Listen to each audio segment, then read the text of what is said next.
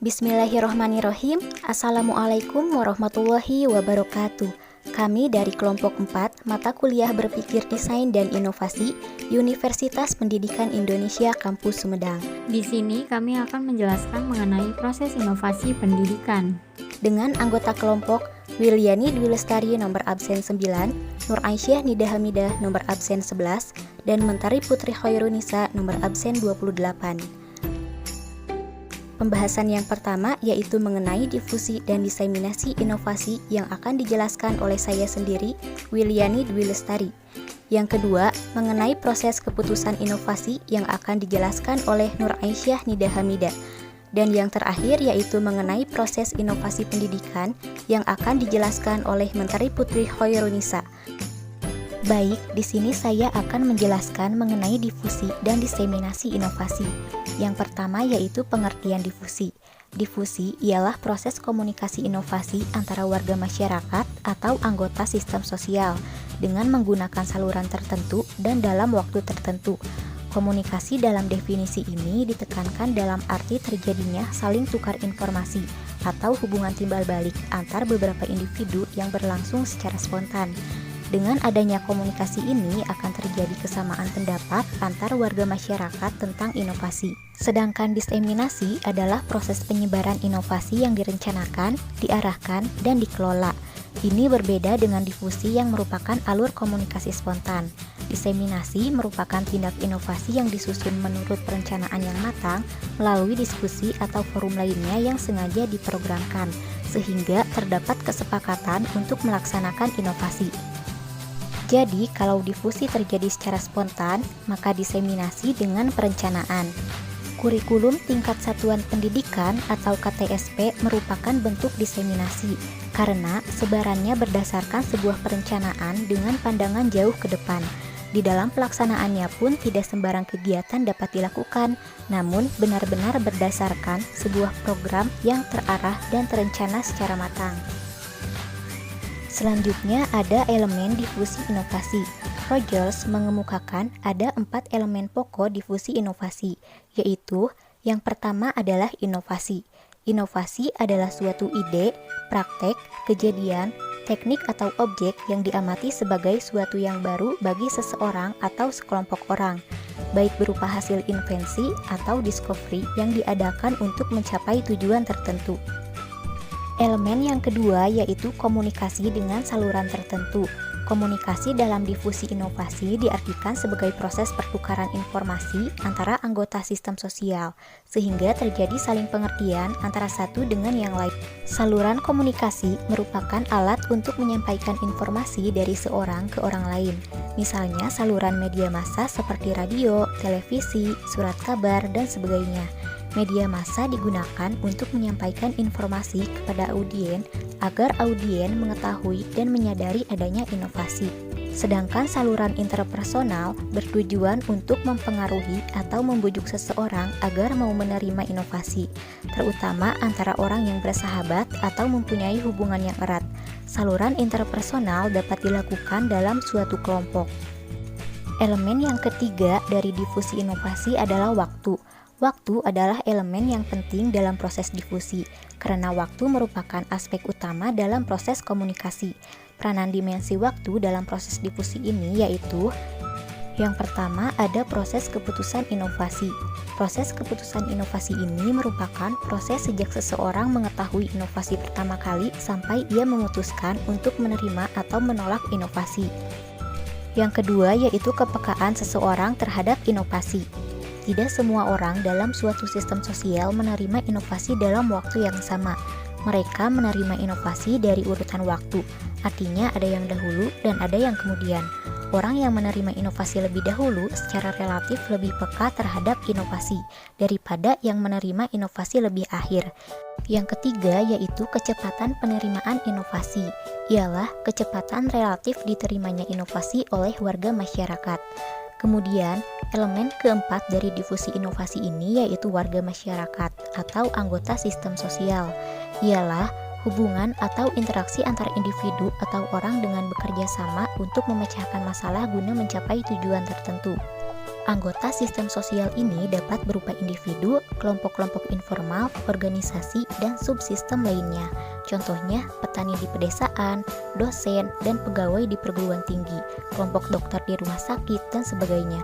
Semua anggota sistem sosial bekerja sama untuk memecahkan masalah guna mencapai tujuan bersama.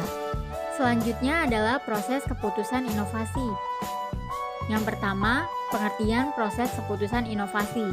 Menurut Saud dalam Amiruddin dan Ananda 2017 halaman 17, proses keputusan inovasi adalah proses yang dialami oleh individu maupun organisasi mulai dari pertama tahu adanya inovasi sampai dengan konfirmasi terhadap keputusan inovasi yang telah diambilnya.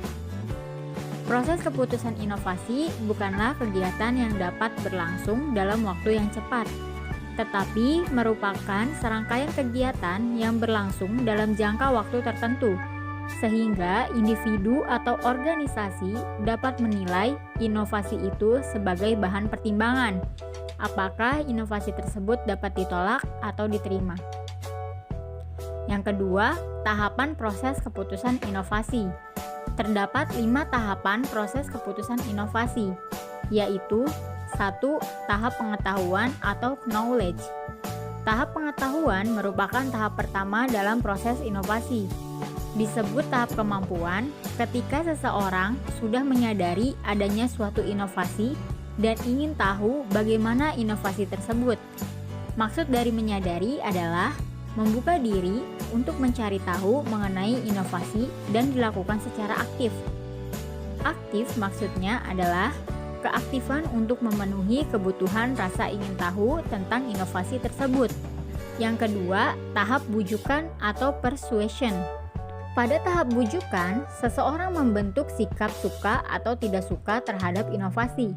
Pada tahap ini, seseorang akan lebih berusaha untuk mengetahui lebih banyak tentang inovasi dan menafsirkan informasi yang diterimanya.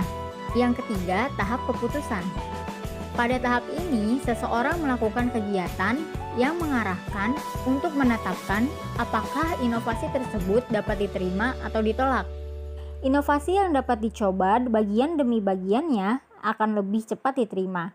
Akan tetapi, tidak semua inovasi dapat dicoba apabila dipecahkan menjadi beberapa bagian. Yang keempat, tahap implementasi. Tahap implementasi terjadi ketika seseorang menerapkan sebuah inovasi. Pada tahap ini, keputusan penerimaan inovasi dibuktikan dalam praktik. Tahap implementasi dapat dikatakan berakhir apabila penerapan inovasi sudah menjadi hal-hal yang bersifat rutin. Yang kelima, tahap konfirmasi. Pada tahap ini, seseorang mencari penguatan terhadap keputusan yang telah diambilnya dan menarik kesimpulan dari keputusan yang diambilnya. Tahap konfirmasi berlangsung secara berkelanjutan sejak terjadi keputusan menerima atau menolak inovasi yang berlangsung dalam waktu yang tidak terbatas. Terdapat 2 macam penolakan inovasi, yaitu 1. Penolakan aktif. Penolakan aktif adalah penolakan yang terjadi setelah mempertimbangkan untuk menerima atau menolak inovasi dengan mencobanya terlebih dahulu, tetapi keputusan akhirnya adalah menolak inovasi. Penolakan pasif adalah penolakan tanpa adanya pertimbangan dan percobaan. Yang ketiga, tipe keputusan inovasi. Menurut Rusdiana dalam Amiruddin dan Ananda 2017 halaman 23, terdapat 4 tipe keputusan inovasi. Yang pertama, keputusan inovasi opsional. Keputusan inovasi opsional adalah keputusan yang diambil oleh individu untuk menerima atau menolak suatu inovasi tanpa adanya dorongan atau pengaruh dari orang lain. Yang kedua, keputusan inovasi kolektif. Keputusan ini adalah keputusan yang diambil untuk menerima atau menolak inovasi secara bersama-sama untuk mencapai sebuah kesepakatan. Yang ketiga, keputusan inovasi otoritas. Keputusan inovasi otoritas adalah keputusan menerima atau menolak inovasi berdasarkan keputusan yang dibuat oleh seseorang atau sekelompok orang yang mempunyai kedudukan, status, wewenang, atau kemampuan yang lebih tinggi daripada anggota lainnya dalam suatu sistem sosial. Yang keempat, keputusan inovasi kontingensi. Keputusan inovasi kontingensi yaitu pemilihan menerima atau menolak suatu inovasi dapat dilakukan setelah adanya keputusan inovasi yang mendahuluinya. Selanjutnya, proses inovasi pendidikan. Pengertian proses inovasi pendidikan. Proses inovasi pendidikan adalah serangkaian aktivitas yang dilakukan oleh individu atau organisasi mulai sadar tahu adanya inovasi sampai menerapkan implementasi inovasi pendidikan. Kata proses mengandung arti bahwa aktivitas itu dilakukan memakan waktu dan setiap saat tentu terjadi perubahan. Berapa lama waktu yang dipergunakan selama proses itu berlangsung akan berbeda antara orang yang satu atau organisasi yang satu dengan yang lain, tergantung pada kepekaan orang atau organisasi terhadap inovasi. Jadi, ketika proses inovasi itu berlangsung, maka perubahan yang akan selalu terjadi secara berkesinambungan sampai proses itu dinyatakan berakhir. Beberapa model proses inovasi pendidikan. Menurut Saud, berdasarkan hasil identifikasi para ahli terkait proses inovasi yang dilakukan individu, maka dihasilkan beberapa tahapan proses inovasi. Yang pertama itu adalah Lafitge dan Steiner. Tahapan inovasinya adalah menyadari, mengetahui, menyukai, memilih, mempercayai, dan membeli. Menurut Cole, tahun 1961, tahapannya itu adalah belum menyadari, memahami, mempercayai, mengambil tindakan. Dan menurut Rogers, tahun 1962, tahapannya yaitu adalah menyadari, menaruh perhatian, menilai, mencoba, menerima, atau adaption. Selanjutnya menurut Robertson tahun 1971, tahapannya itu adalah persepsi tentang masalah, menyadari, memahami, menyikapi, mengesahkan, mencoba, menerima, dan disonansi. Dan yang kedua itu adalah beberapa model proses inovasi yang berorientasi pada organisasi ya. Menurut Milo, tahun 1971, model proses inovasinya adalah konseptualisasi, tentatif adopsi, penerimaan sumber, implementasi, institusionalisasi. Dan menurut Shepard, tahun 1967, model proses inovasinya itu adalah penemuan ide, adopsi, implementasi. Faktor-faktor yang mempengaruhi proses inovasi pendidikan. Menurut Saud, motivasi yang mendorong perlunya diadakan inovasi pendidikan bersumber pada 1. Kemauan sekolah atau lembaga pendidikan untuk mengadakan respon terhadap tantangan kebutuhan masyarakat. Yang kedua, adanya usaha untuk menggunakan sekolah atau lembaga pendidikan untuk memecahkan masalah yang dihadapi masyarakat.